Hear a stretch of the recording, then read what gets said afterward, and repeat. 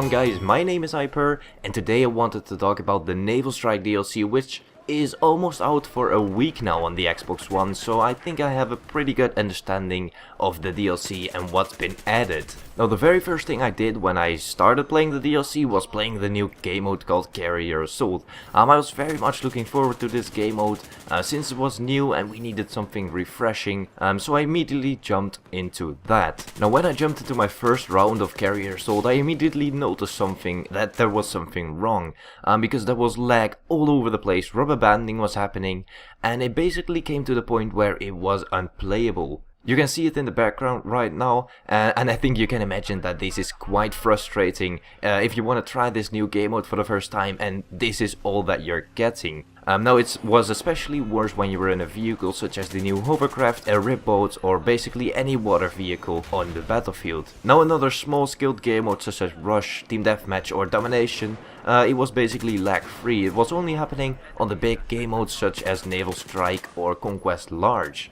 Now as the days passed, I noticed that the servers were getting more stable, rubber banding was happening less frequently, and it was becoming a more playable game mode and a more playable DLC than it was at the launch.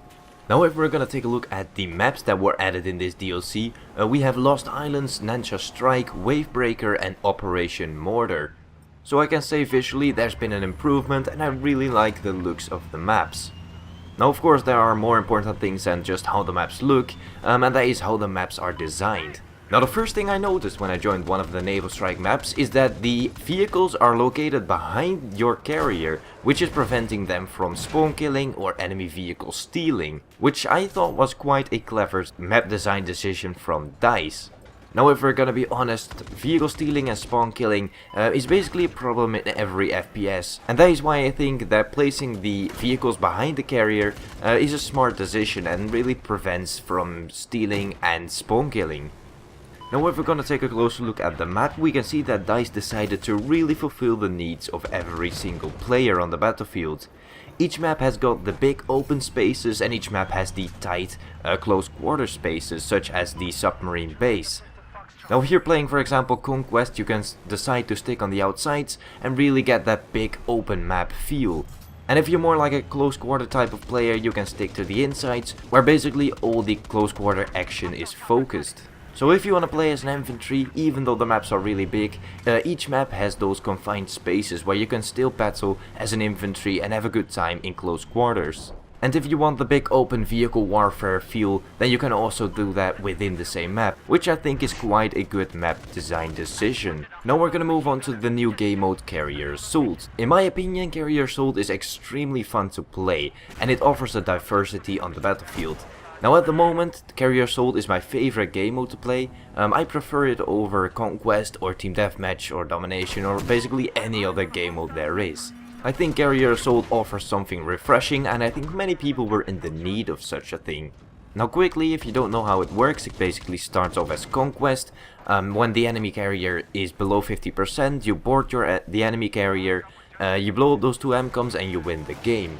Now one memorable moment for me was when I was on a Conquest flag and I saw that my carrier was breached open and I saw that the enemy carrier was breached open at the same time. So I jumped into a hovercraft and I really needed to decide quickly, do I go and defend our base or do I go and attack their base? Because both are important things to do and are really needed in order to win the game. Now I decided to go back to our carrier and defend our objectives and basically preventing the enemy team from entering our carrier, which is actually the background gameplay that you're seeing right now.